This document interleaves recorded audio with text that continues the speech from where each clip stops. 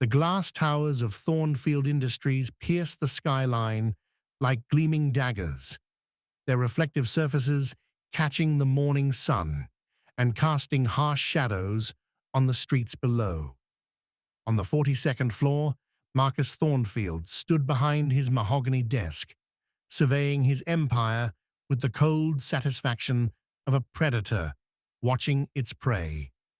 At 53, he had built his software consulting firm from nothing, and he ruled it with an iron fist wrapped in an expensive Italian suit. "Sarah," his voice boomed through the intercom, sharp enough to cut glass. "Get in here. Now."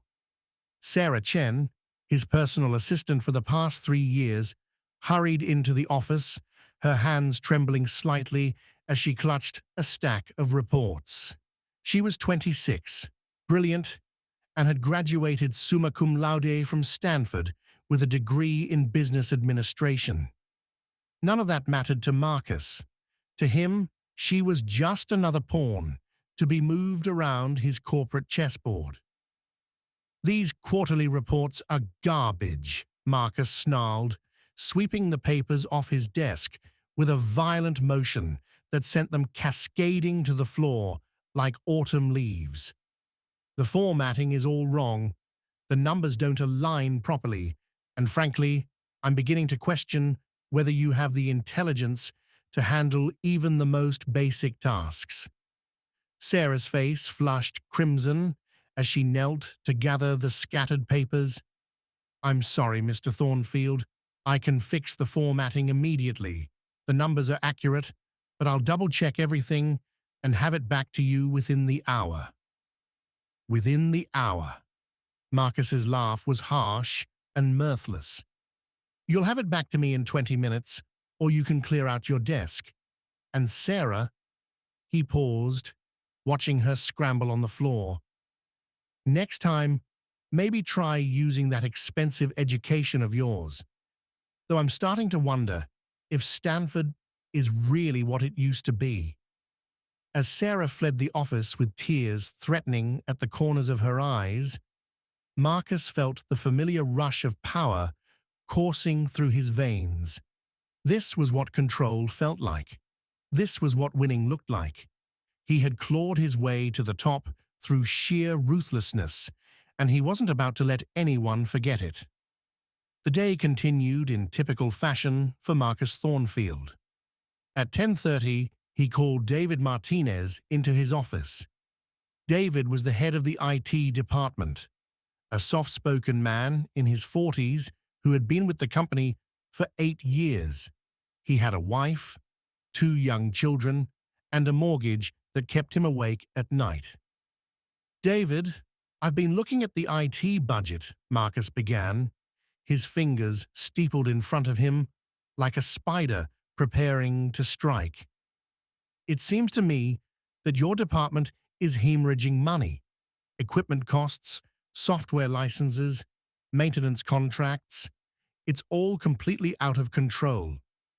David shifted uncomfortably in his chair. "Sir, those expenses are necessary for maintaining our systems. The software licenses alone save us thousands in development costs, and the maintenance contracts ensure our servers stay operational. Any downtime could cost us clients." Marcus's eyes narrowed to slits.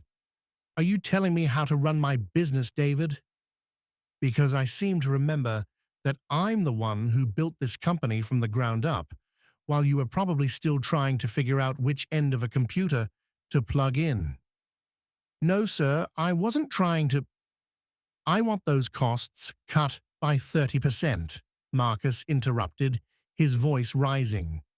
"I don't care how you do it. Fire people, downgrade systems, cancel contracts. I don't give a damn. But if I don't see those numbers drop by the end of the month, I'll find someone who can deliver results instead of excuses." David's face went pale. "Mr. Thornfield, cutting the budget by 30% would severely compromise our network security. We could face data breaches system failures. Then you'd better make sure that doesn't happen, hadn't you? Marcus leaned back in his chair, a cruel smile playing at the corners of his mouth. Unless, of course, you'd prefer to spend your time worrying about someone else's network security. I hear there are plenty of IT jobs at fast food restaurants these days.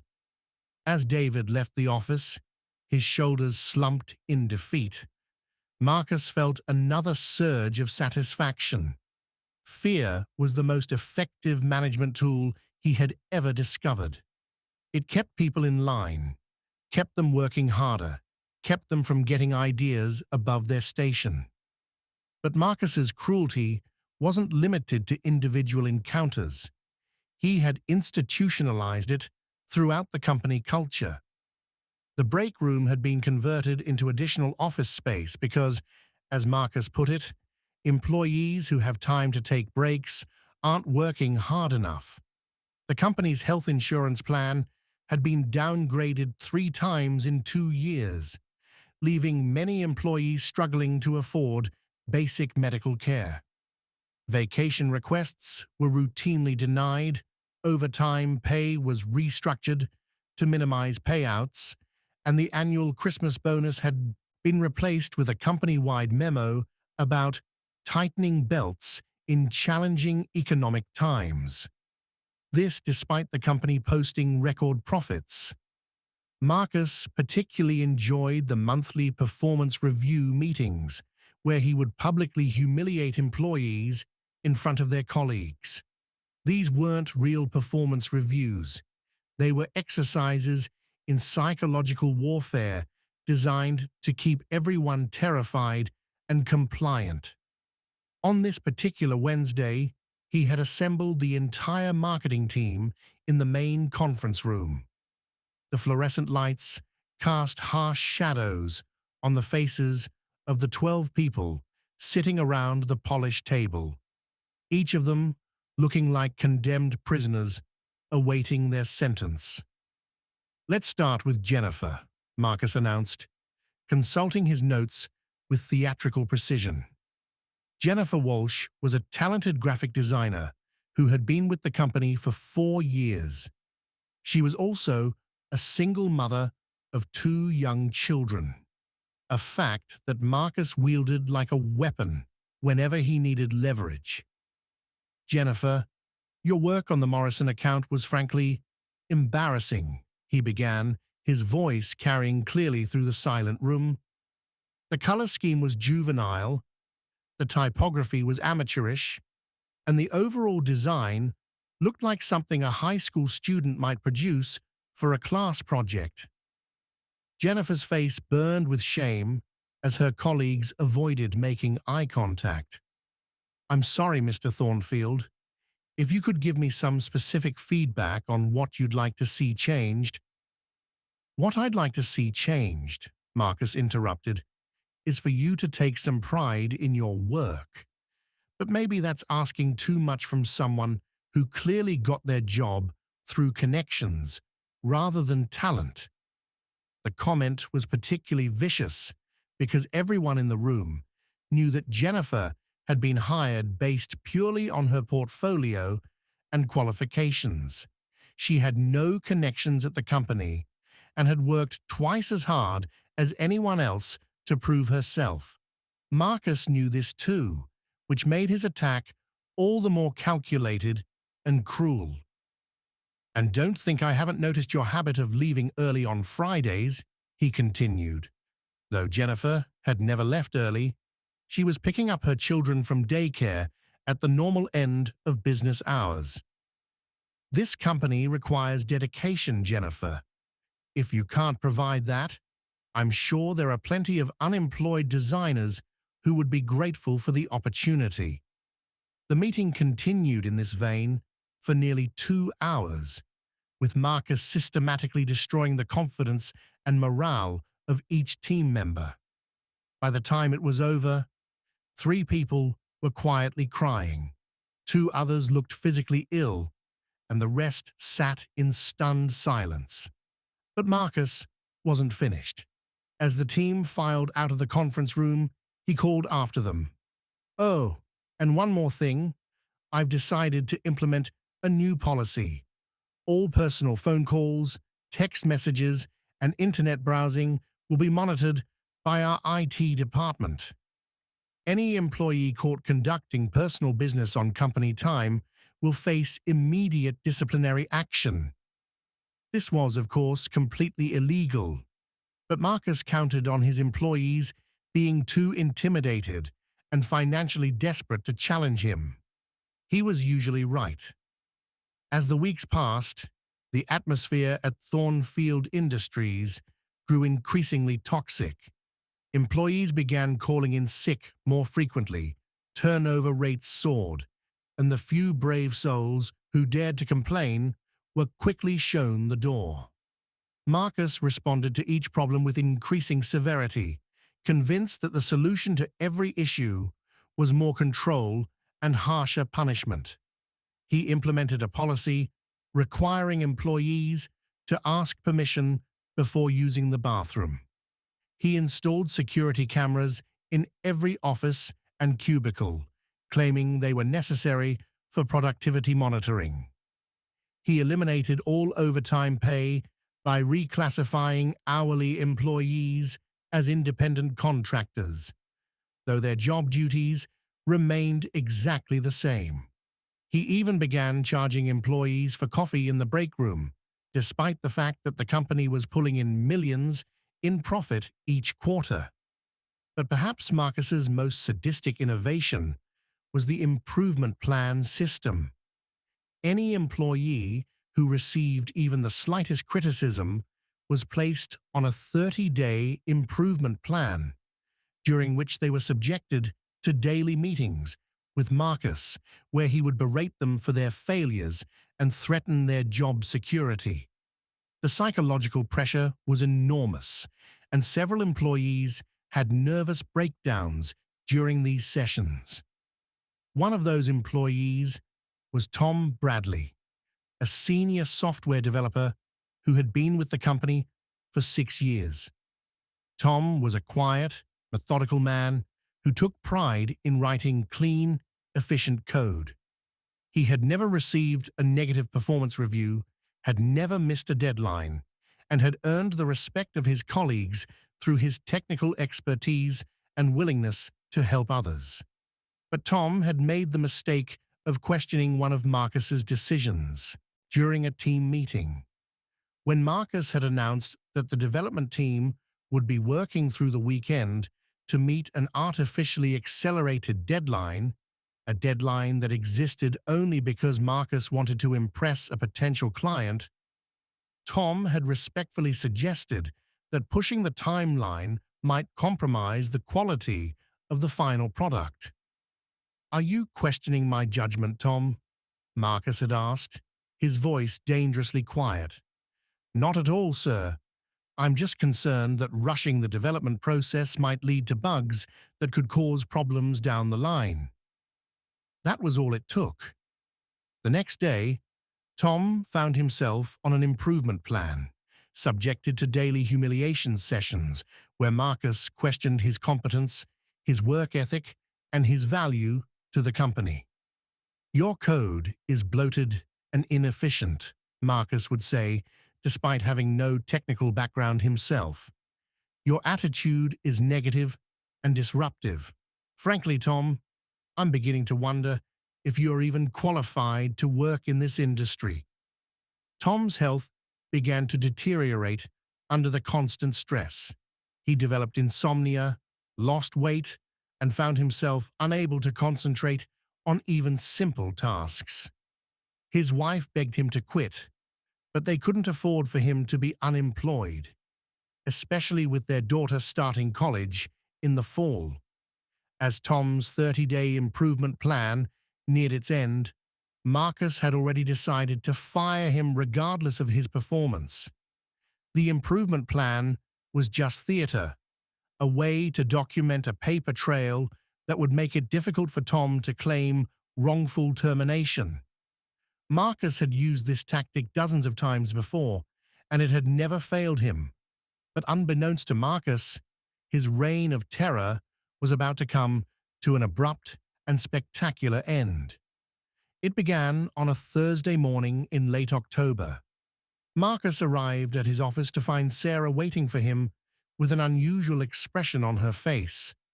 Not the familiar look of fear and anxiety he had grown accustomed to, but something else entirely.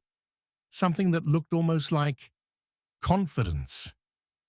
"Mr. Thornfield," she said, her voice steady and clear. "I have some documents that require your immediate attention." Marcus barely glanced at the folder she handed him. "Just put them on my desk, Sarah. And bring me coffee, the good stuff from my private supply, not that swill from the break room. I think you'll want to look at these right away, sir." Something in her tone made Marcus pause.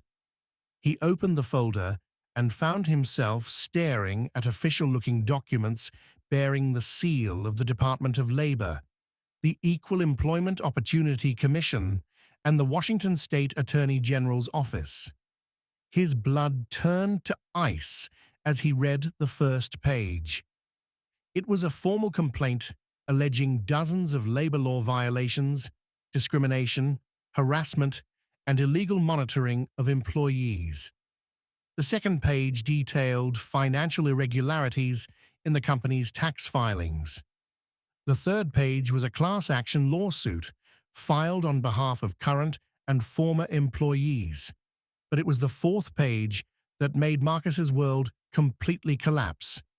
It was a federal warrant for his arrest on charges of embezzlement, tax evasion, and fraud. Marcus looked up at Sarah, his face pale and his hands shaking. What is this?" Sarah smiled. A real smile, not the forced, fearful expression she had worn for 3 years. "It's justice, Mr. Thornfield. You see, while you were busy tormenting everyone in this company, you made a critical mistake. You underestimated us." "I don't understand." "Of course you don't. You never bothered to really look at any of us, did you? You saw us as objects to be manipulated and controlled, not as human beings with minds and skills and connections." Sarah's voice grew stronger with each word. "You probably don't even know that I have a law degree, do you? Or that I passed the bar exam last year while working for you?" Marcus's mouth fell open. This was impossible. Sarah was just his assistant, just another frightened employee under his thumb. "And David Martinez," Sarah continued, "the IT director you've been terrorizing. He's not just some computer nerd you can push around. He's a former FBI cybercrime investigator.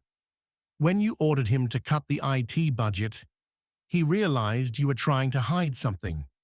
So he started digging." The blood drained from Marcus's face as the implications hit him. You've been investigating me. We've been documenting everything, Marcus. Every illegal order you gave, every law you broke, every employee you harassed. David's forensic accounting skills are quite impressive. He found all those offshore accounts you thought were so cleverly hidden.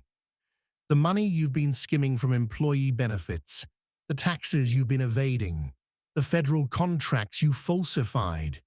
Marcus stumbled backward, his legs suddenly unsteady. "This is impossible. You're just employees. You can't—" "Just employees." Sarah's laugh was sharp and clear. "Tom Bradley, the developer you've been trying to destroy, he's been working with the State Labor Board for months, providing detailed documentation of your illegal employment practices. Jennifer Walsh, from marketing, her juvenile designs caught the attention of a federal prosecutor who happens to be her brother-in-law. He was very interested to hear about your creative approach to employment law." The room began to spin around Marcus as he realized the scope of what was happening. Every employee he had tormented, every person he had humiliated and threatened had been quietly building a case against him. "But the best part," Sarah continued, clearly enjoying every moment of Marcus's dawning horror, is that we didn't even have to work very hard to gather evidence. You documented most of your crimes yourself. All those emails you sent, all those recorded meetings where you threatened employees, all those policy memos that violated federal law. You practically built our case for us. The sound of footsteps in the hallway made Marcus turn toward the door. Through the glass walls of his office, he could see federal agents in dark suits approaching, their badges clearly visible. "You see, Marcus," Sarah said, her voice now completely calm and professional, "you made one fundamental error. You believed that power came from fear and intimidation, but real power comes from people working together toward a common goal. And our goal was bringing you down." The agents entered the office, and Marcus found himself surrounded. As they read him his rights, he caught sight of his employees gathering outside his office. But instead of the fearful, cowering faces he was accustomed to seeing, he saw something entirely different. He saw satisfaction. He saw relief. He saw people who were finally free. "Marcus Thornfield," one of the agents said, "you're under arrest for embezzlement, tax evasion, mail fraud, wire fraud, and conspiracy to defraud the United States government. You have the right to remain silent." As the handcuffs clicked into place around his wrists, Marcus's mind reeled with the magnitude of his downfall. Everything he had built, everything he had achieved through years of ruthless ambition, was crumbling around him. But the worst part wasn't the loss of his company or his wealth. It was the realization that he had been completely, utterly outmaneuvered by the very people he had considered beneath him. The perp walk through the office was the most humiliating experience of Marcus's life. Every employee was there to watch, and their faces told the story of years of accumulated resentment finally finding its release. Some were smiling, others were crying with relief, and a few were actually applauding as he was led away in handcuffs.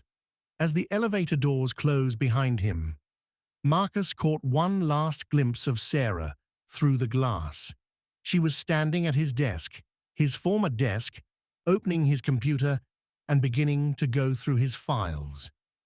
The company he had built through fear and intimidation was already moving on without him. The trial that followed was a media sensation. Story after story emerged of Marcus's abusive management style, his illegal business practices, and his systematic campaign of workplace harassment. Former employees testified about the psychological damage he had inflicted, while forensic accountants detailed the millions of dollars he had stolen from the company and its workers. The prosecution's case was airtight. Marcus's own emails and recorded meetings provided overwhelming evidence of his guilt.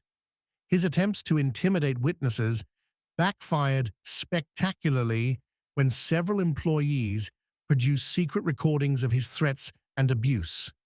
In the end, Marcus Thornfield was sentenced to 15 years in federal prison for financial crimes, plus additional time for labor law violations and harassment.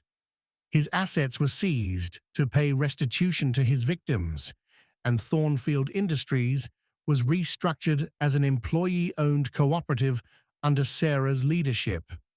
But perhaps the most fitting punishment was what happened to Marcus's reputation. The man who had built his identity around being feared and respected found himself a laughingstock, a cautionary tale about the dangers of unchecked power and workplace abuse. Business schools began using his case as an example of how not to manage people, and his name became synonymous with corporate tyranny. As Marcus sat in his prison cell, Wearing an orange jumpsuit and sharing space with common criminals, he had plenty of time to reflect on his downfall. He had always believed that strength came from making others weak, that success meant crushing anyone who stood in his way. But in the end, it was his victims who had proven stronger, smarter, and more resourceful than he had ever imagined. The employees he had dismissed as worthless had quietly built a network of resistance that had brought down his entire empire. The people he had tried to break had instead broken him, using his own arrogance and cruelty as weapons against him. Sarah Chen, the assistant he had tormented and belittled, was now running the company that bore his name. She had implemented policies that protected workers' rights, created a positive workplace culture, and somehow managed to increase both productivity and profits. Under her leadership, the company was thriving in ways it never had under Marcus's reign of terror. Tom Bradley, the developer Marcus had tried to destroy, had been promoted to Chief Technology Officer and was leading the company's expansion into new markets.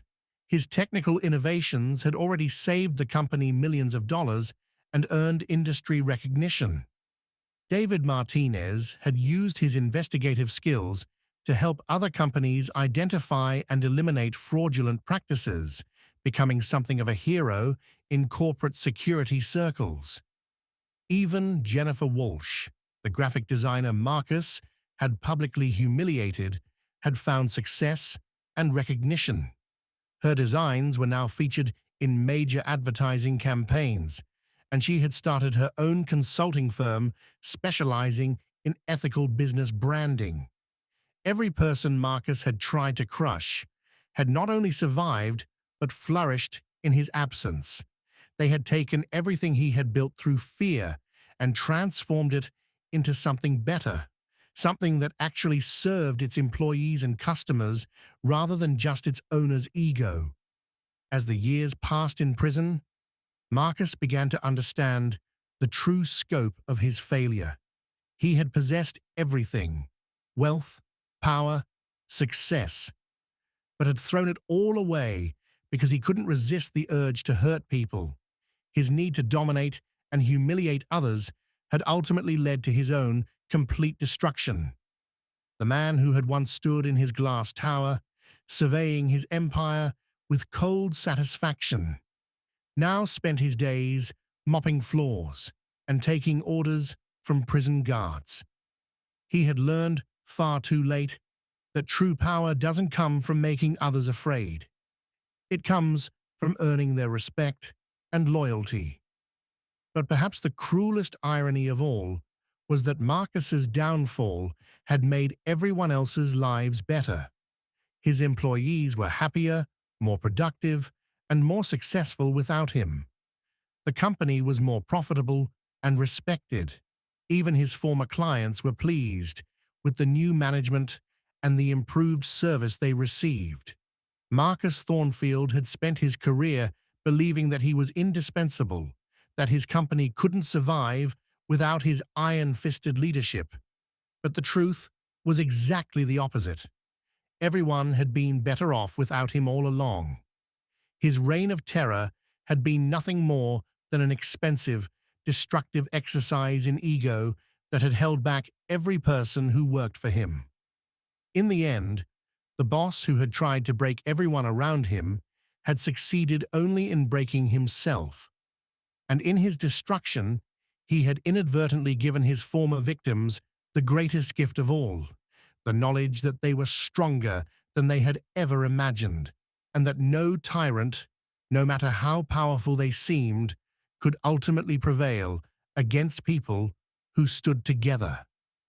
The fall of Marcus Thornfield was complete, total, and irreversible.